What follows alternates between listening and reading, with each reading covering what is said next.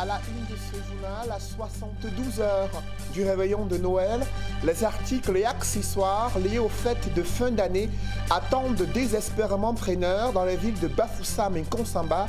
C'est une ambiance morose que déplorent des commerçants et dans de nombreux ménages, l'on peine à satisfaire les besoins des enfants à l'approche des fêtes de fin d'année. Illustration à suivre en ouverture de ce journal. Un regain d'insécurité en Centrafrique impacte sur le corridor Douala-Bangui. De nombreux transporteurs routiers sont bloqués à la frontière, notamment à Garoua-Boulaye, du fait des exactions menées par des groupes armés rebelles. Pendant ce temps, il y a une mobilisation des forces rwandaises et russes aux côtés de l'armée centrafricaine dans le but de mettre fin à ces manœuvres de déstabilisation. Mais ce dispositif sécuritaire peut-il tenir jusqu'à l'élection présidentielle prévue le dimanche 27 décembre 2020? Élément de réponse dans ce journal.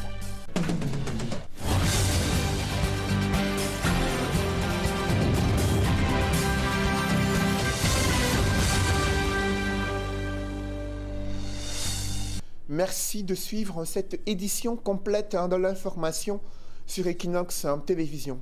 Nous sommes à quelques jours du réveillon de Noël et des commerçants sont désespérés, anxieux. Ils peinent à voir des clients franchir la porte de leur commerce afin d'être intéressés par les accessoires et autres articles liés aux fêtes de fin d'année. Ambiance morose qui inquiète des commerçants dans de nombreuses familles. L'on déplore l'insuffisance des moyens financiers pour satisfaire à la fois les besoins des enfants en termes d'habillement et également en termes de nutrition pour les fêtes de fin d'année. Évocation avec le clerc Sakem. Noël est aux portes, mais l'année 2020 semble toute particulière au sein des populations de la région de l'Ouest Cameroun. Pas suffisamment nantis pour accueillir la naissance de l'enfant Jésus. On ne sait même pas si la fête... Moi, j'ai même l'impression qu'avec le temps, on ne doit même plus parler de décembre parce qu'on ne vend pas, on vient seulement sécher les marchandises au soleil. La poussière vient gâter même, on ne sait même pas à qui on va encore vendre après, parce qu'on met de ça, ça vieillit. Le tempérament, il se fait ressentir dans les marchés, vendeurs et consommateurs sont aux abois. On attend encore les clients, mais ça tarde un peu. Bon, par rapport à l'année passée, ce moment-là, il y avait un peu... Ça passait, mais le moment-ci, là, on attend, on ne sait pas si ça va aller ou pas, mais on attend, on patiente. Ça, c'est un faux d'exemple, moi, je dois dire vrai. Oui, parce que à tous les commerçants, oui, moi je dois conseiller tous les commerçants que, gars, n'investissez pas. Oui, n'investissez pas.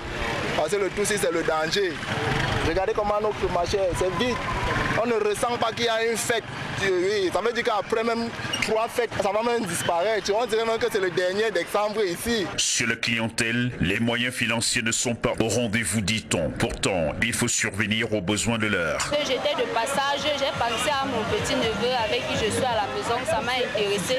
Raison pour laquelle je m'arrête pour regarder s'il y a quelque chose pour lui. Puisque c'est la fête de Noël, il faut offrir les cadeaux aux enfants. C'est pas facile, mais il faut quand même, c'est un enfant. Un enfant ne peut pas comprendre que vraiment quand vous n'avez pas l'argent, c'est pour dire que vous n'en avez pas.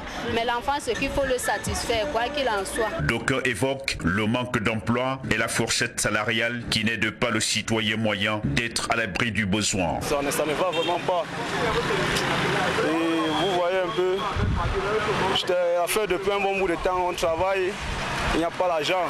On aimerait vraiment que nos dirigeants puissent intervenir par rapport à ça. Vous voyez un peu. C'est vraiment tellement délicat, il faudrait qu'ils interviennent vraiment. On travaille comme il se doit, mais on ne trouve vraiment pas le salaire comme il le faut. Et on se bat juste, on se contente juste du peu qu'on a.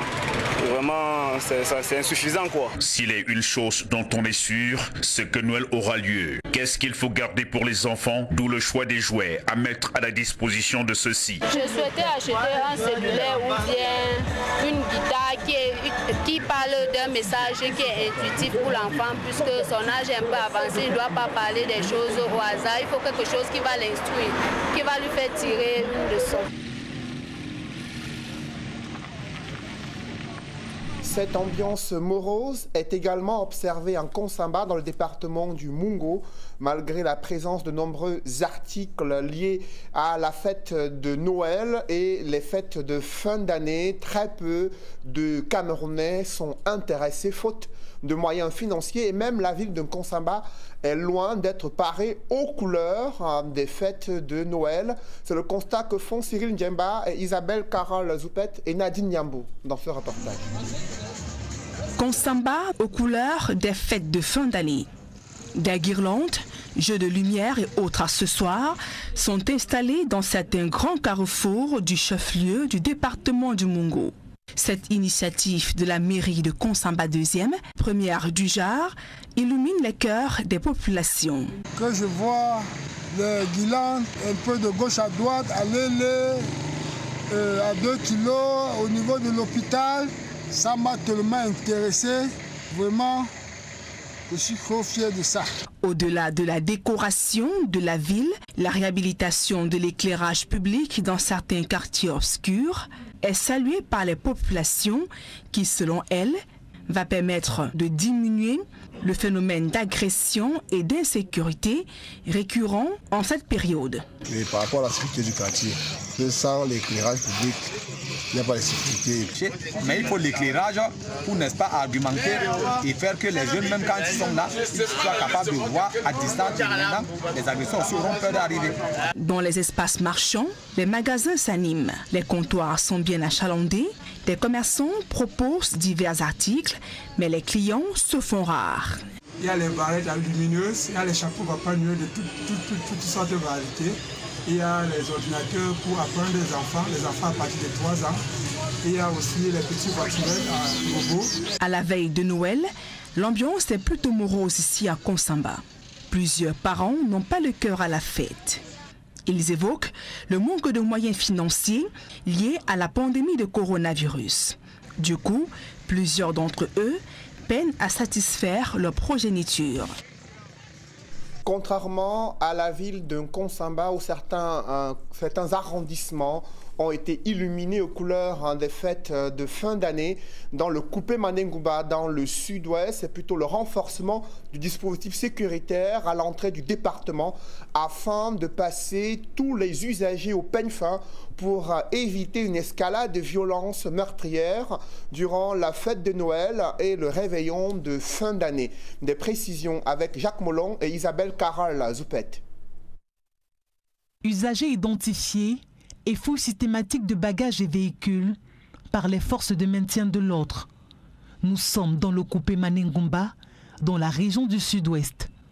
En cette veille de fête de fin d'année, le dispositif sécuritaire a été renforcé dans cette zone en crise pour permettre aux habitants de vaquer paisiblement à leurs occupations. Que ce soit à Tambel, Nguti ou Mbangem, les autorités sont sur le terrain pour assurer la sécurité des personnes et des biens. Nous avons renforcé les patrouilles motorisées et pédestres.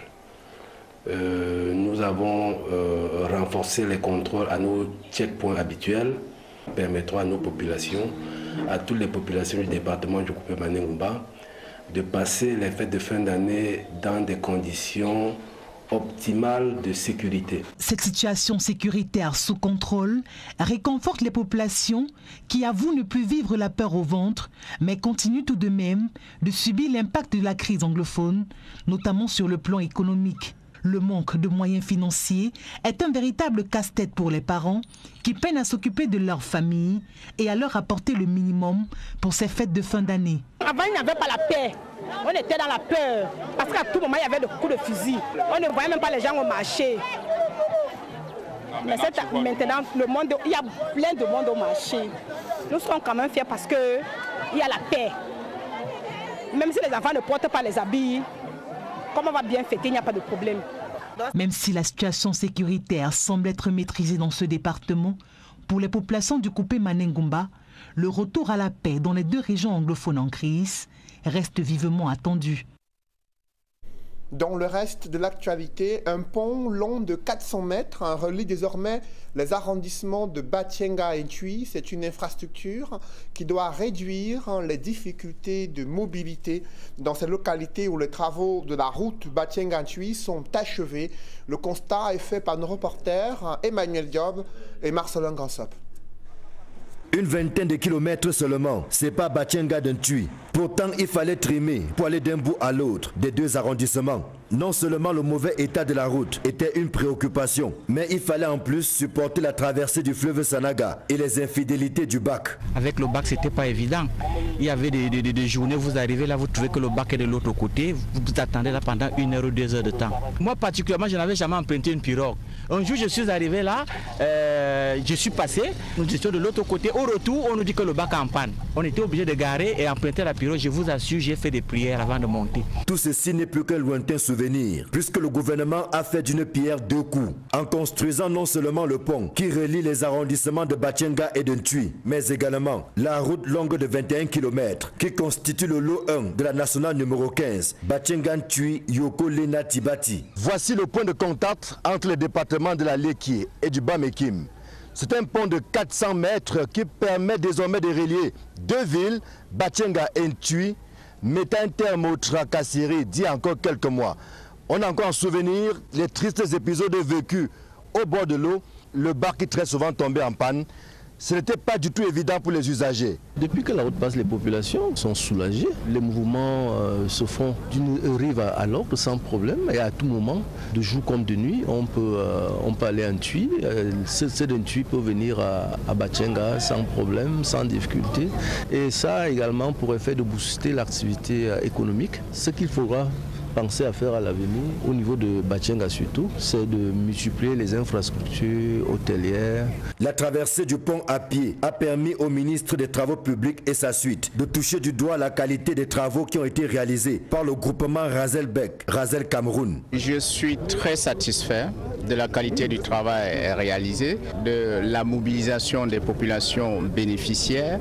Je suis très satisfait de l'expertise, du professionnalisme de l'entreprise des travaux ainsi que des missions de contrôle. Je suis très satisfait de ce que le chef de l'État ait cru devoir doter notre pays de ces belles infrastructures. Outre la route et le pont, le projet a également fait la part belle aux aménagements connexes. Ainsi, un centre multifonctionnel des jeunes et un coin marchand ont été construits à Batienga. Le lycée local, qui avait subi les affres d'un violent orage, a été entièrement réhabilité. Tout comme les voiries des villes de Batienga et de Ntui ont reçu une attention particulière. 4600 km de voirie à Batienga, 6150 mètres de voirie à Ntui, avec une traversée urbaine de 2 fois 2 voies sur un linéaire d'1 km de 150. Enfin, diverses constructions de base à caractère social, éducatif ou tout simplement économique, destinées à améliorer la qualité des vies et à impulser la production des populations des localités traversées par les travaux. Le vœu des usagers et des populations riveraines est de voir les autres tronçons de la nationale numéro 15 connaître un coup d'accélérateur, notamment le tronçon Tui-Mankim, afin qu'il soit aisé dans un bref avenir de partir de Yaoundé dans le centre pour Tibati dans la Damawa, et ce en peu de temps. Sur cette route nationale numéro 15, le ministre des Travaux publics reconnaît qu'il y a un énorme retard dans la construction de l'axe Ntui-Mankim, long d'environ 102 km. Emmanuel Nganou-Djumesi explique les raisons de ce retard et annonce la reprise imminente des travaux. Je vous invite à l'écouter. Les travaux des lots 5 et 6, Lena CMB, Tibati, GAD seront achevés au premier trimestre 2021. Les travaux du lot 4, Yoko Lena, sont achevés. Ce lot sera inauguré dans les tout prochains jours. Les travaux du lot 3, Mankim Yoko, connaissent un taux d'exécution de 40%. Je voudrais solennellement faire observer à l'entreprise que c'est insuffisant. Pour le lot 2, qui a suscité les préoccupations, le processus de sélection de l'entreprise est en cours d'examen. Je rappelle que pour aller vite, ce lot 2 a été éclaté en deux et s'appelle désormais lot 2A et lot 2B.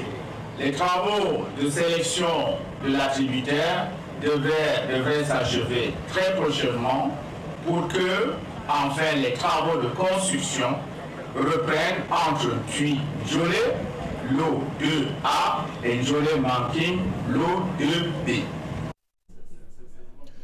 Ils sont des centaines de milliers de Camerounais qui souffrent de la cataracte. La situation est encore plus grave dans le département du Mayoré et le BIR, le bataillon d'intervention rapide, a décidé de soulager les populations en lançant une opération d'intervention chirurgicale. Ils sont près d'une trentaine de Camerounais, des malades ayant bénéficié de cette initiative mise en place par le bataillon d'intervention rapide dans le département du Mayoré. Des précisions avec Olivier Tsefo et Julienne Berthe-Bissaye. Parmi les pathologies de la vue affectant la population camerounaise, la cataracte à elle seule représente 50% de causes de cécité chez les 180 000 malades enregistrés dans les fichiers du ministère de la Santé publique et l'Organisation mondiale de la santé. Au Cameroun, la cataracte n'épargne aucune partie du pays. Le Septentrion en est tout aussi bien affecté à l'instar du département du Mayoré. Les populations de ces 4 arrondissements en souffrent énormément. Au courant de cette campagne Beer Against Blindness lancée par le bataillon d'intervention rapide, les malades venant de Toubouro, Tcholiré, Rebouba et Mandiring sont consultés, opérés de la cataracte et soignés d'autres infections de la vue. 350 malades ont été reçus hier et sur les 350, 33 ont bénéficié de chirurgie de la cataracte. Ce matin, ceux-là qui ont eu cette opportunité-là de bénéficier, ce privilège de bénéficier de cette chirurgie, sont capables de voir à nouveau. Étalée sur plusieurs jours, cette campagne de soins a permis à des dizaines de patients de recouvrer leur vue ou l'avoir améliorée, comme l'affirment des personnes guéries. Je sens la joie parce que maintenant, je vois bien clair même. Maintenant, comme on a ouvert, je vous vois bien. Avec l'habillement que vous avez porté, je peux dire telle couleur, telle couleur. Avant, je ne voyais même pas rien, je ne voyais rien. Maintenant, je vois très clair le travail. Je félicite le BIR de nous venir soigner. Je leur souhaite longue vie et bonheur. Ça fait déjà 5 ans que je ne vois pas les gosses là. Quand on a eu la chance, l'État est venu nous aider gratuit. C'est là qu'on a la joie. Pour ce soulagement apporté aux populations de tout le Grand Lamida de Rebouba, le représentant du Lamido, Bouba Bakari Abdoulaye, salue à 2 mains ce geste de cœur de cette unité d'élite de l'armée camerounaise. La population de Mayoré, en général, vous disent merci à l'initiative de BIR. Vraiment, nous saluons leur initiative et c'est une bonne chose. Nous leur demandons de continuer de faire davantage. Sur cette invite à toujours voler au secours des populations, le bataillon d'intervention rapide inscrit cette action civilo-militaire dans l'accomplissement du concept armée et nation. Cette opération comme ça vient également intégrer la population dans notre combat, leur rappeler que nous sommes ensemble et que nous comptons sur elle, que nous sommes auprès d'elle dans la lutte contre l'insécurité sous toutes ses formes. En dépit de cette action humanitaire du BIR pour soulager les souffrances des populations du Mayoré et bien d'autres localités du pays, la bataille est loin d'être gagnée contre la cataracte et toutes les autres maladies de la vue qui ont déjà fait près de 540 000 malvoyants à travers le pays. Comment faire de nos universités de véritables centres de technopoles de référence en Afrique? Pour le cas de l'Université de Yaoundé 2, qui souhaite être un technopôle de sciences sociales de référence, il faut près de 152 milliards de francs CFA pour réformer cette institution universitaire. Mais les caisses de l'État ne peuvent pas à elles tout seules financer de telles réformes. D'où viendra l'argent? Comment pouvoir résoudre l'inadéquation entre les formations universitaires et l'accès à l'emploi et le développement du Cameroun? Élément de réponse avec Rodin Gassi et Marcelin Gansap. 27 ans après sa création, il était temps que l'université de Yaoundé 2 fasse sa mue et se projette vers l'avenir en tenant compte des défis de l'heure. Vous voyez, on ne gère plus le droit, les métiers de droit comme on les gérait avant. Et pour ça, il faut faire une révolution de l'enseignement, de la formation qu'on va donner aux étudiants pour que ces étudiants soient directement opérationnels et répondent aux déshydratats du secteur à la fois privé et public. Parce que c'est le droit qui irrigue les activités de la vie économique et politique d'un pays. Partout on les trouve, c'est comme le sang qui circule dans la veine. Cette ambition repose sur un plan stratégique de développement qui couvre la période 2021-2025. L'université de Yaoundé 2 a du potentiel pour maintenir sa position de technopole des sciences sociales en Afrique. Un fort potentiel foncier de 312 hectares totalement disponible, sécurisé juridiquement et physiquement. Un fort potentiel humain composé de 38 000 étudiants en moyenne depuis 10 ans, 583 enseignants-chercheurs et 430 personnels administratifs en activité et régulièrement présents. Partant de ce potentiel, nous avons défini depuis notre prise de fonction en qualité de recteur de cette université la vision de la transformer en technopole de sciences sociales. La technopole de sciences sociales se décline à travers les 3 missions de l'université, à savoir la mission d'enseignement, la mission de recherche et naturellement la mission d'appui au développement. La planification stratégique envisagée nécessite un effort financier de l'ordre de 154 milliards de francs CFA. Du lourd pour porter les axes de développement qui ont été retenus. C'est une université dont j'ai félicité le recteur pour cette vision futuriste et courageuse. Certes, on peut estimer que la soutenabilité financière est relativement élevée, mais il faut avoir de l'ambition. Et dès qu'on a de l'ambition, une ambition saine, pas une ambition démesurée, une ambition saine, on se donne les moyens de réaliser cette ambition dans un futur relativement proche. Et de toutes les façons, le ministère de l'Enseignement supérieur et le gouvernement de la République en général sont disposés à l'accompagner de manière efficiente et constante dans la réalisation de ce très beau rêve qu'est l'université de Yaoundé 2 du futur. 5 ans pour donner un visage nouveau et une dimension nouvelle à l'université de Yaoundé 2. Tel est le défi suprême que se fixe le plan stratégique de développement en attente de validation définitive, laquelle ouvrira la voie à son implémentation effective. Dans l'escale internationale, c'est un renforcement du contrôle à la frontière avec la République centrafricaine, notamment un renforcement du contrôle sécuritaire au niveau du Cameroun. Pour autant, ils sont nombreux des transporteurs routiers bloqués à la ville frontalière de Garaboulaye, redoutant les exactions des groupes armés rebelles en Centrafrique, là où des affrontements ont continué à être enregistrés à l'intérieur du pays. Le gouvernement centrafricain a annoncé l'arrivée des troupes russes et rwandaises en renfort aux côtés de l'armée centrafricaine pour repousser les rebelles. Bangui est certes sécurisé, mais ce dispositif va-t-il tenir jusqu'aux élections prévues le 27 décembre 2020? On fait le point avec Cédric Chouna et Eric Fopoussi. Les partenaires internationaux de la Centrafrique réunis dans le G5+, appellent François Bozizé et les groupes armés engagés dans l'offensive en cours dans le pays à déposer les armes. C'était dimanche 20 décembre 2020 dans un communiqué conjoint signé par la France, la Russie, les États-Unis, l'Union européenne, l'Union africaine, la CEAC, l'ONU et la Banque mondiale. C'est la première fois que François Bozizé est explicitement accusé par les partenaires de la Centrafrique d'être responsable de l'offensive en cours, ainsi que des groupes armés alliés dont les noms ne sont pas cités. Les signataires du communiqué évoquent des manœuvres destinées à engager le pays vers une nouvelle transition politique, un scénario qu'ils rejettent. Les élections doivent se tenir le 27 décembre, écrivent les signataires, alors que dimanche, la coalition de l'opposition à laquelle appartient François Bozizé a exigé leur report compte tenu de l'insécurité ainsi que l'ouverture de la concertation population. Le climat est toujours aussi précaire en Centrafrique. Globalement, sur la route principale du pays, la situation est plus calme. Les groupes armés sont moins visibles dans les localités, mais restent présents. Des sources sécuritaires n'excluent pas qu'ils s'éloignent des grands axes pour poursuivre leur progression à travers la brousse. Une présence inhabituelle d'hommes en armes est aussi signalée à Baboua, au nord-ouest tout près de la frontière camerounaise. Plusieurs autorités craignent qu'ils ne coupent l'axe de ravitaillement de la capitale dans une stratégie de blocus à distance. De part et d'autre, chacun consolide ses positions selon une source militaire. Côté gouvernement, des renforts sont encore arrivés de Russie dimanche. Plusieurs avions avec à bord des hommes et du matériel.